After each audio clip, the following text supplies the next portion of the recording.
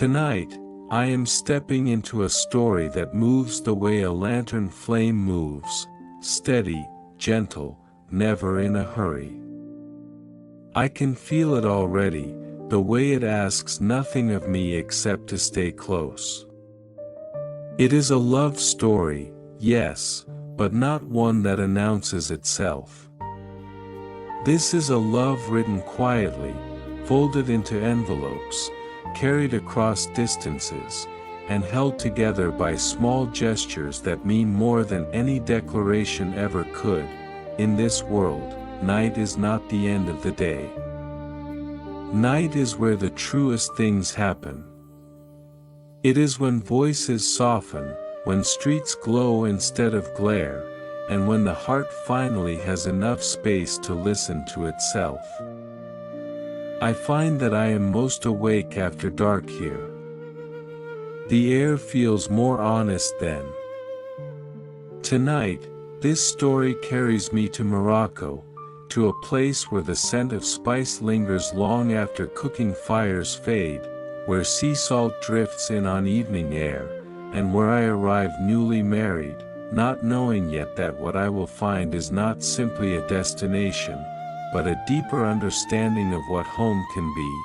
I do not need to explain what came before.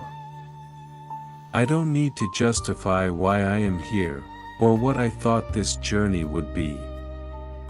This story stands on its own. It feels like a small, quiet house set slightly apart from the road, unassuming, patient, waiting with the door unlatched. There is a lamp lit inside. There is warmth.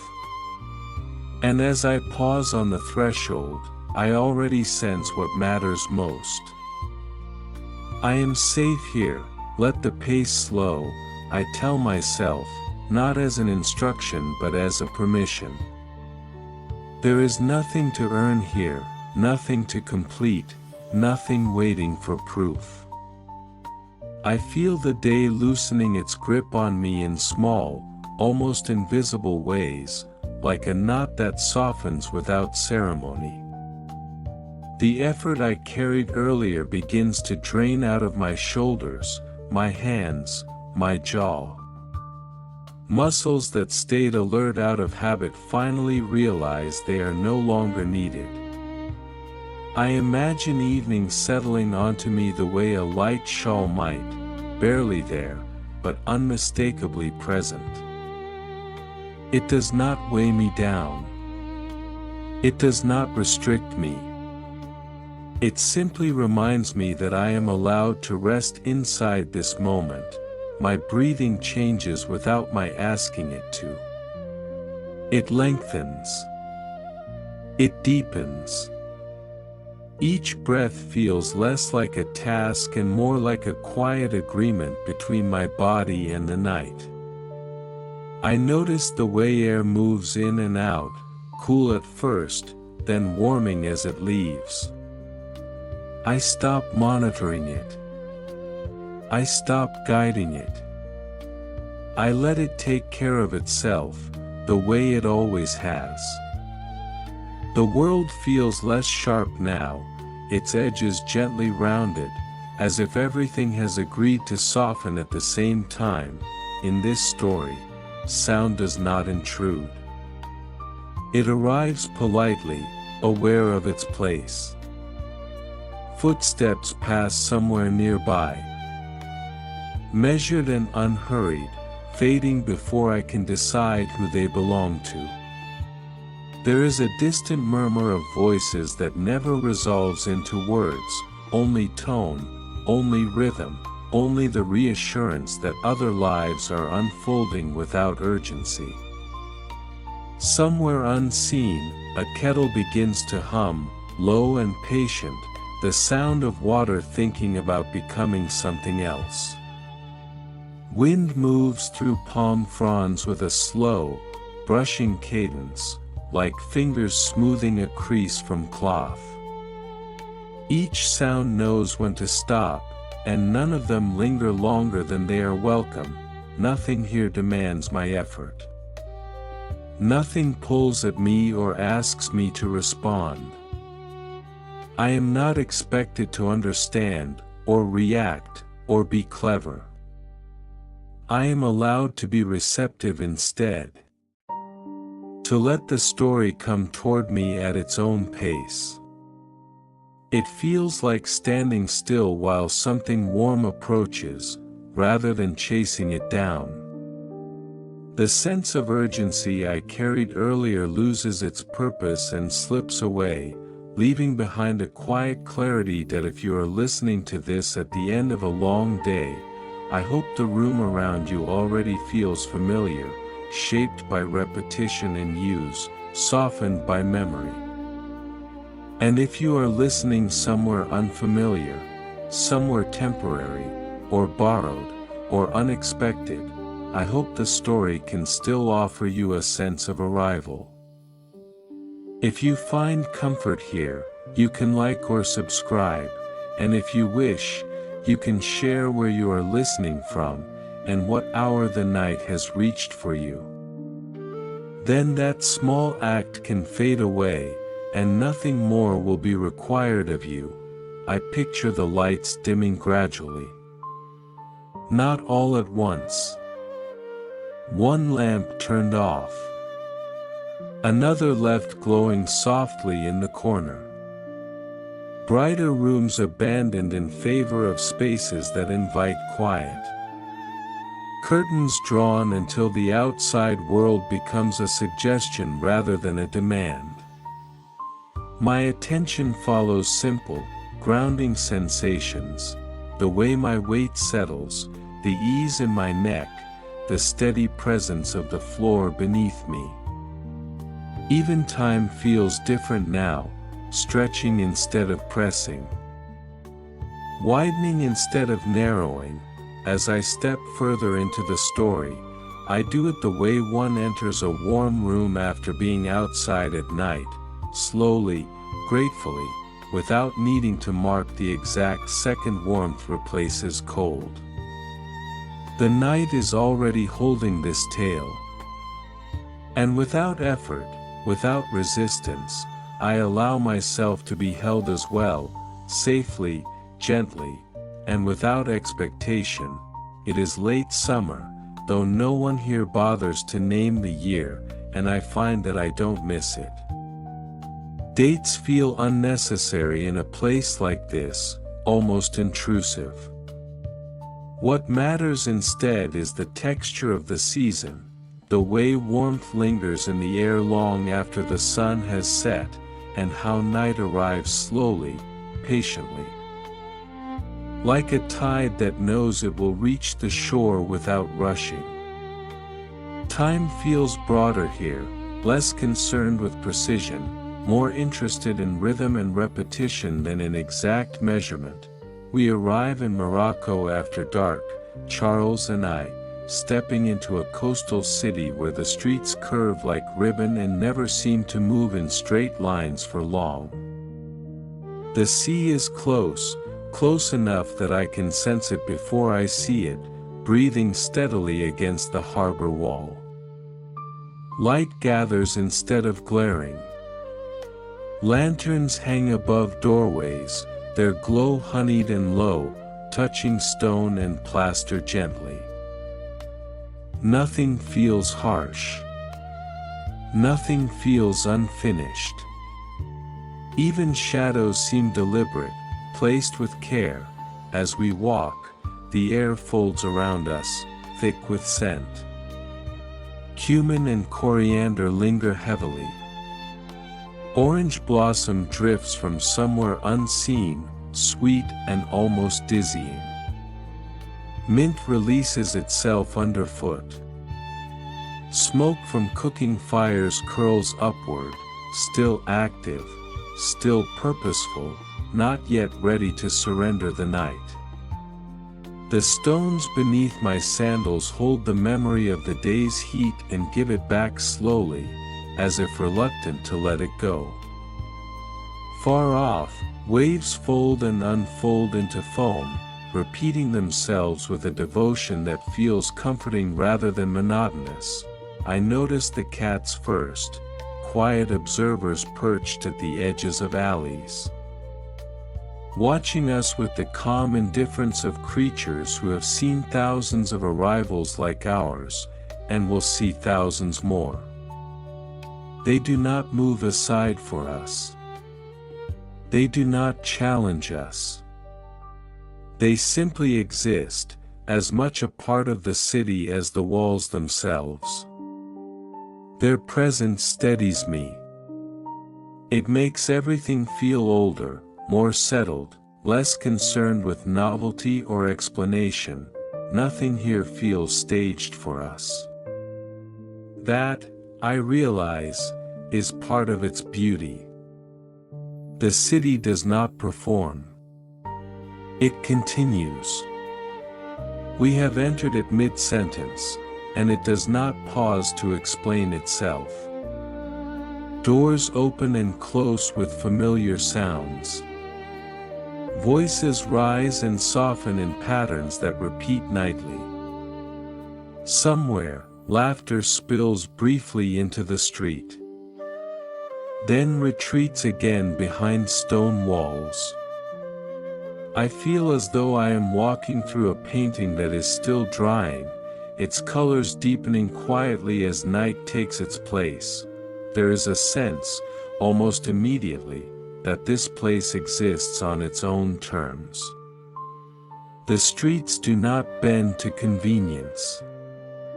The air does not cool simply because we are tired. The rhythm of life here does not adjust itself for visitors. And yet, I do not feel unwelcome. I feel invited to listen, to adapt, to slow my own inner pace until it matches what surrounds me. By the time we reach the guest house, the sea breathes again, steady and close, and I understand something important. This journey is not about distance traveled. It is about attention. About learning where I am. About allowing the night, the season, and this unnamed year to hold us exactly where we stand, without asking us to hurry forward. Morning arrives without announcement. I notice it not by sound, but by a change in the air, a thinning of night that happens gradually enough to feel kind. The city wakes the way a body wakes, slowly, without urgency, as if there is no advantage to being first. Somewhere below our window, a door opens with a soft scrape. A broom moves across stone in a patient arc, gathering dust without complaint. These sounds do not interrupt rest, they complete it, easing the night gently into day. When I step outside, the light is pale and forgiving, spreading itself evenly instead of striking. Shopkeepers lift their shutters partway, not fully, leaving space for the day to stretch and decide what it will become. A man pours tea from high above a small glass, the stream thin and shining, and no one rushes him. The act itself seems to matter more than the result. Steam rises. Glasses clink. The morning accepts this rhythm without question, as if it has been rehearsed for generations. People move by habit rather than schedule. Greetings are exchanged with warmth that doesn't require explanation or elaboration. Names are not always necessary. Familiarity does the work. Bread is carried in folded cloth, still warm, passed hand to hand. Olives are scooped by touch and measured by eye. Spices are poured into paper cones, twisted closed with practiced fingers that know exactly how much is enough. I watch repairs being made where replacement would be easier, leather stitched, metal tapped back into usefulness, would sand it smooth again. There is a respect for continuity here, for keeping what already exists in motion. Charles and I fall into these patterns without deciding to. We wake when the city wakes. We walk when the light is gentle. We pause when the heat thickens and makes stillness feel sensible. In the afternoon, we retreat indoors while sunlight presses against shutters, insistent but not unkind. Dust floats lazily in narrow beams of light. Time stretches, then settles. I write in my notebook, not trying to capture everything, just enough to remember the feeling of it. Charles sketches rooftops, doorways, fragments of shadow. The hours pass without needing names. In the evenings, the city does not stop. It lowers its voice. Lanterns are lit one by one, not hurried, not synchronized. Shadows lengthen and soften. Conversations move closer, carried in tones meant for listening rather than announcing. The air cools just enough to invite movement again. People linger. Meals extend. I feel less like an observer now and more like a participant in something that has been repeating itself long before we arrived and will continue long after we leave. What surprises me is how grounding this ordinariness feels. There is no performance in it. No effort to impress or persuade. Life here is made of small, repeated gestures, and in their repetition, they create stability. I realize that nothing extraordinary needs to happen for a place to feel full. Meaning collects quietly, like dust in corners, like warmth in stone that has held the sun all day. By nightfall, the city feels dimmed rather than dark. I sense that this is how it prefers to be seen, unhurried, softened, intact. And as I lie down, listening to the final movements of the day settling into stillness, I understand that ordinary life, when allowed to be itself, carries a deep and lasting comfort.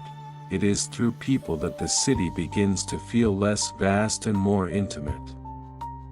Not all at once, and not in any dramatic way, but gradually, as familiarity settles into the spaces between encounters.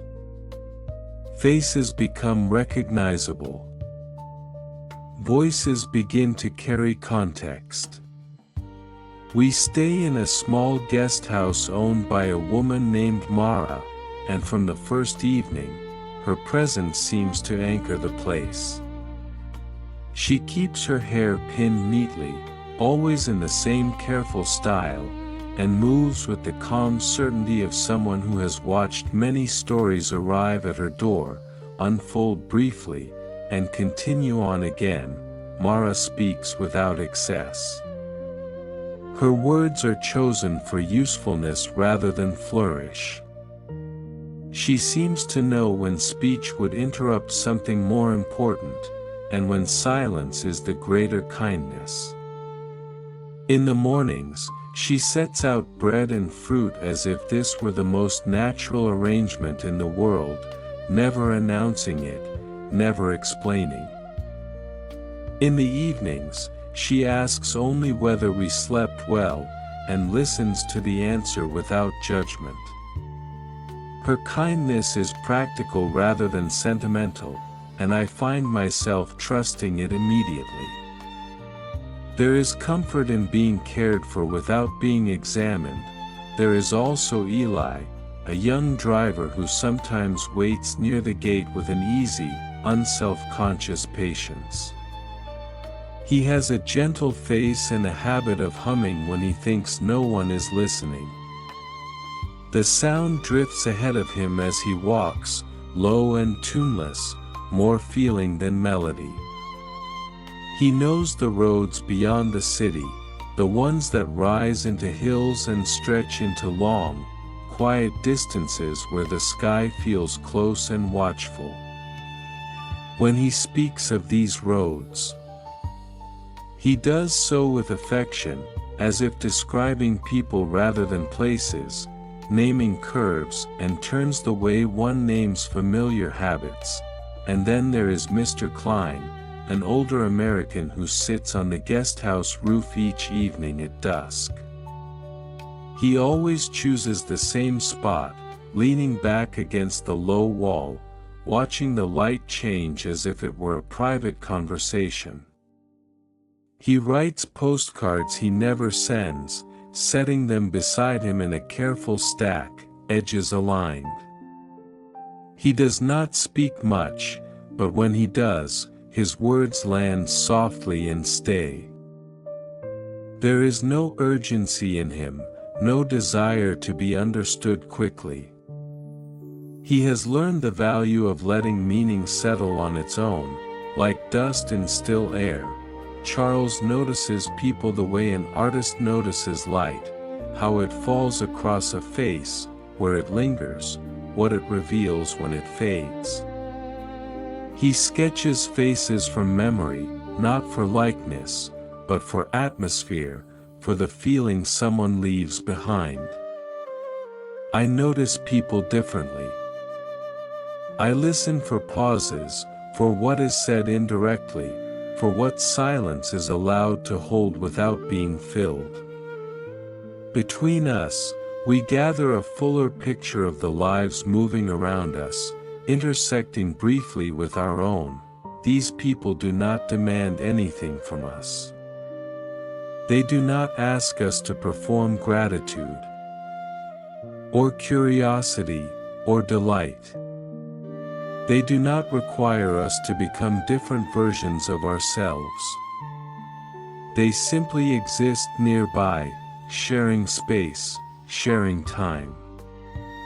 And in their presence, the city grows smaller, warmer, more knowable. It becomes not just a place we are visiting, but a place that is, quietly and without ceremony, allowing us to be here. Even surrounded by beauty, there is weight. It does not announce itself loudly, and it does not arrive as a problem to be solved. It is simply there, settling into the days the way dust settles into corners. Travel, I am learning, is not only discovery. It is also exposure. Charles and I carry the tiredness of the crossing with us, the kind that sleep alone does not immediately erase. We are newly married, still learning the shape of each other in unfamiliar rooms, still discovering how closeness feels when everything around us is new. We are happy, deeply so, but happiness has edges. It needs attention. It needs patience. Small misunderstandings appear more easily when the air is hot and the streets are unfamiliar. Silence can feel heavier when you do not yet know how it will land. We learn to pause before reacting, to let moments breathe before deciding what they mean. Love here feels less like momentum and more like balance. There are practical limits that shape our days. The heat can be relentless, pressing in from all sides until movement feels unnecessary. Water must be fetched and carried with care.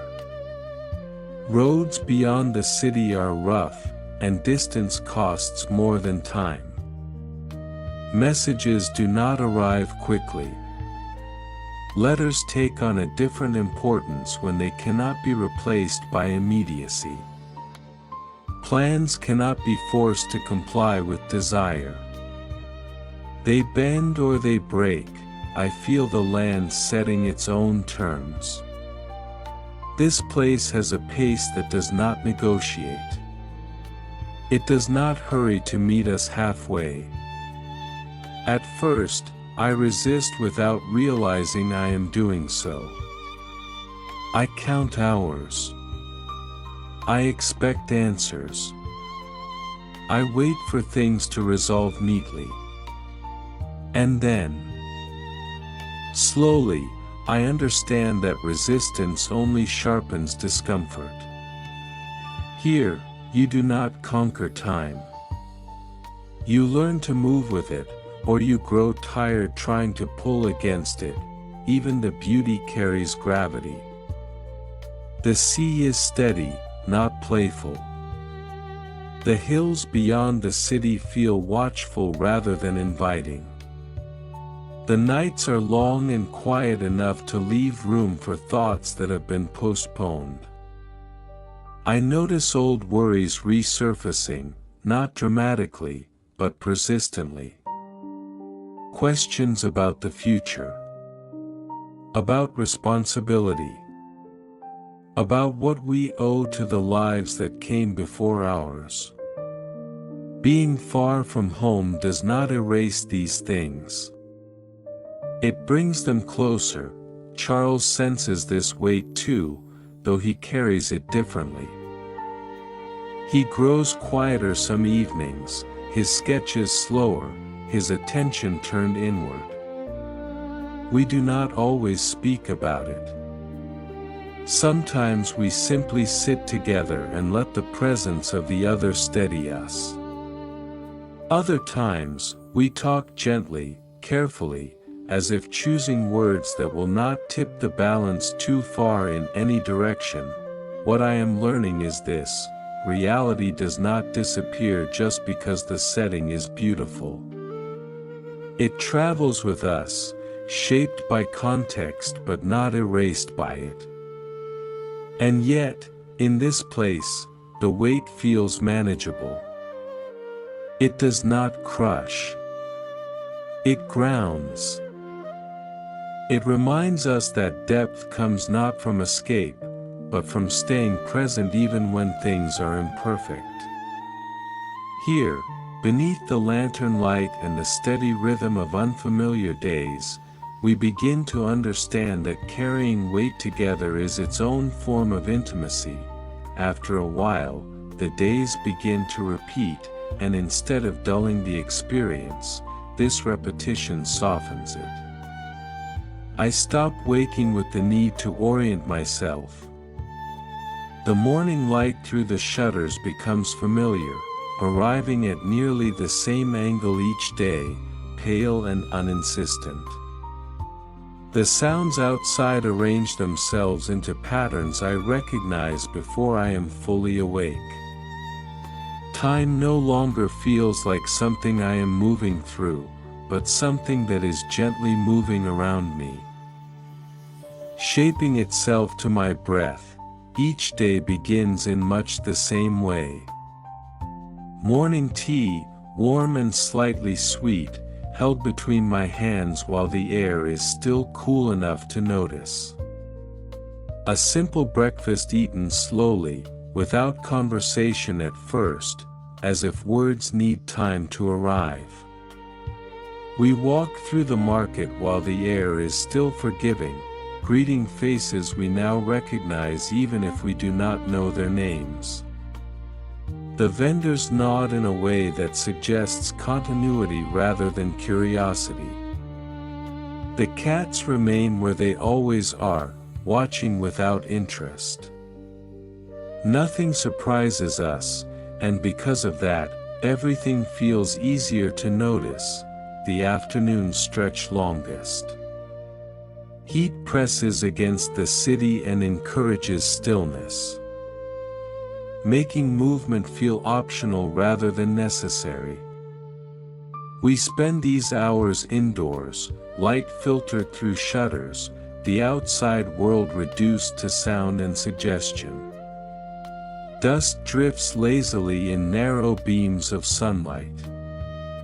I write in my notebook without urgency, letting sentences form and dissolve, unconcerned with whether they will last.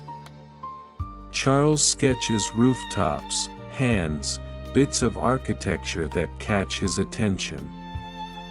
Sometimes we read. Sometimes we simply sit, aware of each other's presence without needing to fill the space. Evening arrives reliably, like a promise kept. The city loosens again, exhaling. Lanterns appear one by one, never all at once. The air cools just enough to make movement welcome again. We walk without destination, letting streets choose for us, turning when something feels familiar or inviting. Familiar paths repeat, and still they do not feel worn. The sea is always there, breathing steadily, marking time in its own patient way. At night, we often sit on the roof, where the heat finally releases its hold. The sky opens above us, dark and wide, scattered with stars that feel closer than they ever did at home. I lean back and let the vastness settle in, not overwhelming, but expansive. Charles sketches by lantern light, or simply watches the sky beside me. We speak quietly, or not at all. Silence here does not feel empty. It feels shared, purposeful, complete. Routine becomes a kind of cradle. The predictability of our days rocks us gently, lulling the sharper edges of thought. I realize how rarely I check the time now. Hours pass without announcement. Days stack themselves neatly, one on top of another, without needing distinction or memory markers. There is relief in this sameness, a deep comfort in knowing what comes next without planning it. In this steady rhythm, something inside me unwinds. The constant measuring of progress fades. I am no longer asking what we are accomplishing. I am noticing instead how we are living. The way Charles hums quietly when he sketches. The way my writing slows and grows more spacious. The way the city holds us without comment or demand. Time here does not rush forward. It circulates. It returns. And in its gentle repetition, it teaches me that rest is not the absence of movement, but a different kind of flow, one that carries us forward without asking us to strain. It is in the smallest moments that the days begin to feel complete. Not the planned ones, not the ones meant to be remembered later, but the quiet offerings that arrive without explanation and leave without ceremony. One evening, Mara brings us a small plate of honeyed pastries. She does not announce herself or give a reason. She sets the plate down as if kindness were simply another piece of furniture that has always belonged there, then walks away before I can thank her properly. The sweetness lingers on my fingers, and with it, the subtle sense of being included without condition or expectation. Another night, I sit alone in the courtyard while the air cools and the stone beneath me releases the last of the day's warmth. Somewhere behind a wall, a radio plays softly, the music full of longing and distance, notes stretching themselves towards something just out of reach. I do not understand the words, but I understand the feeling immediately. It settles into me without resistance, like a familiar mood returning after a long absence. I listen without trying to interpret, letting the sound move through me and pass on. Charles joins me without speaking. I do not hear his steps at first.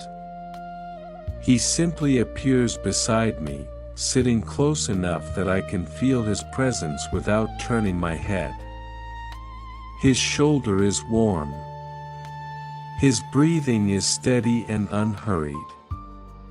He does not ask what I am listening to, and I do not try to explain it. There is a deep comfort in not translating an experience, in letting it exist exactly as it is. We sit like that for a long time, sharing the same quiet without measuring it or naming it. I am learning that love does not always announce itself in words. Sometimes it arrives as timing, arriving beside someone at the exact right moment. Sometimes it arrives as restraint, in the choice not to interrupt what is already whole. Sometimes it is simply the decision to stay, to remain present, to let silence do the work conversation cannot. Here, in this place, love feels less like expression and more like alignment, two rhythms finding a way to move together without forcing each other to change. Small interactions accumulate throughout the days. A nod from a vendor who now recognizes our faces. A familiar smile from Eli as he passes the gate, humming softly under his breath. Mr. Klein's quiet greeting as he takes his place on the roof at dusk, his postcards already arranged beside him.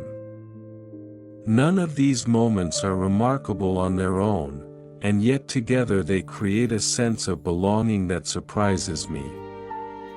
I did not realize how much I needed to be recognized without being known. In the evenings, Charles and I talk more softly than we used to. Not because we are afraid of being overheard, but because volume feels unnecessary here. Our conversations wander without destination. We speak of ordinary things, what we noticed, what we forgot, what made us pause, then fall into stretches of silence that do not need to be filled. When one of us speaks again, it is without urgency, as if the thought has waited patiently for its turn. What I feel most strongly is a growing trust. Not only in Charles, though that deepens too, but in the space between us. In the idea that closeness does not require constant confirmation. That being together can be as simple as sharing a moment and allowing it to be enough, without explanation or defense. These human moments do not demand memory. They do not insist on significance. They happen, they settle, and they pass on gently. And in their quiet accumulation, they shape the days more surely than any plan ever could, teaching me that meaning often arrives softly, and stays. By the seventh night, the city feels familiar enough that I stop watching it so closely. I no longer track each sound or movement with the careful attention of an arrival. I trust the rhythm now. Lantern light no longer surprises me. Voices drifting through the street no longer pull me awake. Familiarity has softened my alertness, and with it, my expectations. It is on this night, when attention has thinned and the edges of awareness have blurred, that the message arrives. It is not dramatic. There is no urgency in the knock, no raised voice calling a name. A boy stands at the gate holding an envelope, his posture relaxed, his expression neutral. He says nothing as he hands it over, only waits with the quiet patience of someone accustomed to delivering things that alter evenings without announcing themselves as important. When the exchange is complete, he leaves without lingering, already moving on to the next destination. The moment finished for him, the handwriting on the envelope is careful and old-fashioned.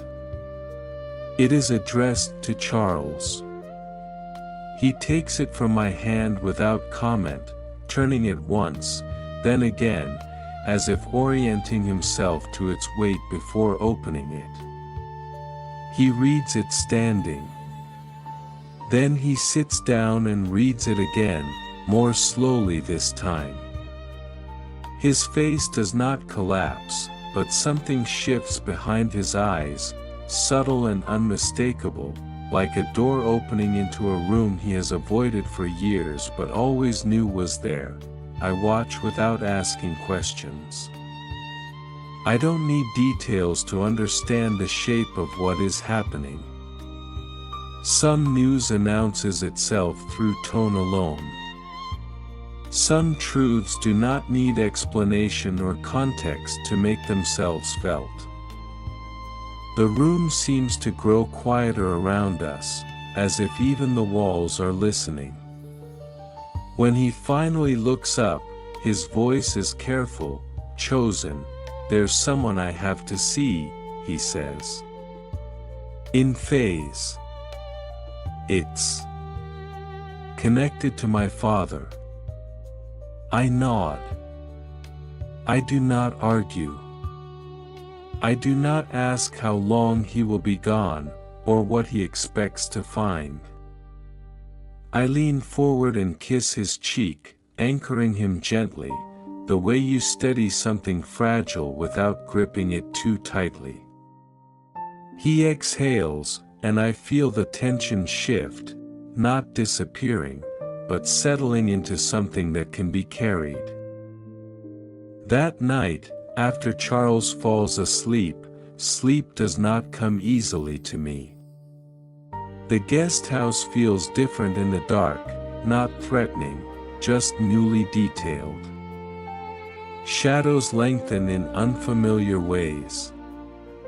The quiet feels deliberate.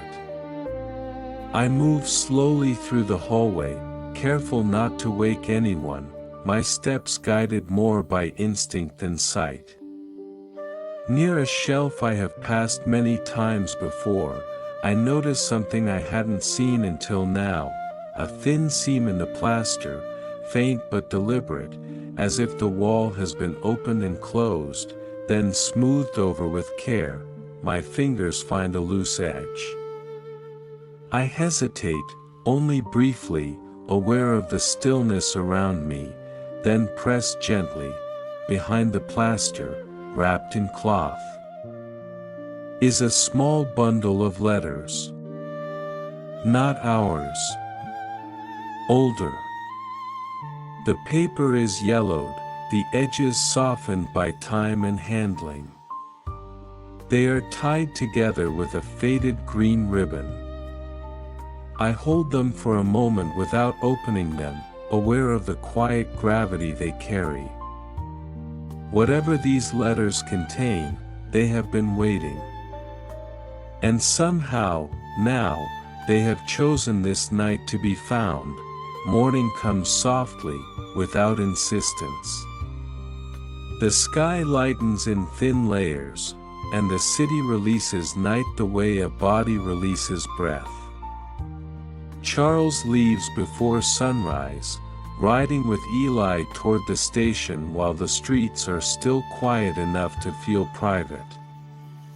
I stand barefoot in the courtyard, the stone cool beneath me, watching the gate until he disappears from view. I do not wave. I let the moment remain simple, unmarked. Inside my room, I sit on the edge of the bed with the hidden bundle resting in my lap. I do not open it right away. I do not rush. The city has taught me better than that. I untie the ribbon slowly, careful not to tear what time has already thinned. The paper smells faintly of dust and age. I read only one letter. Just one. I stopped there, not because I lack curiosity, but because restraint feels right. What surprises me is not a revelation or a secret. It is a feeling. A strange, tender recognition. The words speak of love carried quietly, of distance endured without bitterness, of devotion expressed in small, faithful acts. I recognize the tone immediately. It feels familiar in my hands, as if love repeats itself across time, finding similar shapes in different lives, choosing the same gentle phrases when it can. Meanwhile, Charles rides the train inland. The landscape changes steadily, coastal air giving way to dry heat, salt and palm replaced by dust and stone. He carries his own envelope like something fragile, something that deserves care. At some point, he reaches into his bag and finds a note I tucked where I knew he would. He does not read it right away. He holds it first, letting the paper steady him, letting presence come before meaning. In phase, Charles meets an elderly man named Harrison Reed, an old friend of his father's. The room where they speak is dim and cool, the air stirred by a slow fan that sounds like breathing. The news is simple and heavy. His father died weeks ago. He left something behind. Not money. Not instruction. Pages. Words. A bundle tied with green ribbon, Harrison says, almost as an aside, that I wrote to him. Just a few lines. That I said Charles is the kind of man who listens. That he would know what to do with what his father left. Charles feels the sentence settle into him like a stone placed carefully at the bottom of a river. He leaves at dusk, the city's sounds wrapping around him again as life continues, unchanged by his knowing. On the return train, he sits quietly by the window. A child sleeps nearby, leaning into a mother's shoulder with complete trust. Charles rests the bundle on his lap and lays his hand over it, not reading, just holding, as if honoring something sacred before naming it. Back at the guest house, I sit beneath a lamp, the single letter folded neatly beside me. Outside, Morocco breathes in night air. Lanterns glow. The sea keeps its slow rhythm. The city does not rush us. And as the night deepens, the story does not close like a door. It softens like a curtain, lowering gently. Life continues, quietly. And somewhere between the pages Charles has not yet opened and the letters I have only begun to read, our love remains steady, written here, held after dark, and carried forward the way sleep carries you, gently, slowly, and safely into what comes next. Night settles again, familiar now, like a hand that knows where to rest. I do not try to hold the day together. I let it loosen and drift apart, moment by moment. The room is quiet. The lamp casts a small circle of light, and beyond it, the world waits patiently, asking nothing more of me. I think of Charles, of distance measured not in miles but in breath and time. I trust the space between us. It feels held, not empty. Love does not thin when it stretches. It learns new shapes. Outside, the city exhales. Footsteps fade. Lanterns glow lower. The sea continues its steady conversation with the shore, repeating what it has always known. I lie back and allow the quiet to gather around me, not as an ending, but as a pause that understands me. There is nothing more to solve tonight. Nothing more to prepare. The story does not close. It rests. And I rest with it, carried gently forward, knowing that what matters remains. Waiting calmly for morning. I breathe, slow, safe, letting sleep come. Thank you for staying with me as we followed Charles and Beatrice through Morocco after dark, where lantern lights softened the streets and quiet moments unfolded between heartbeats. If this journey brought you comfort, you're welcome to like and subscribe for more gentle love stories made for the night. Sleep deeply, keep a soft sense of wonder, and let the warmth of the evening carry you into peaceful dreams.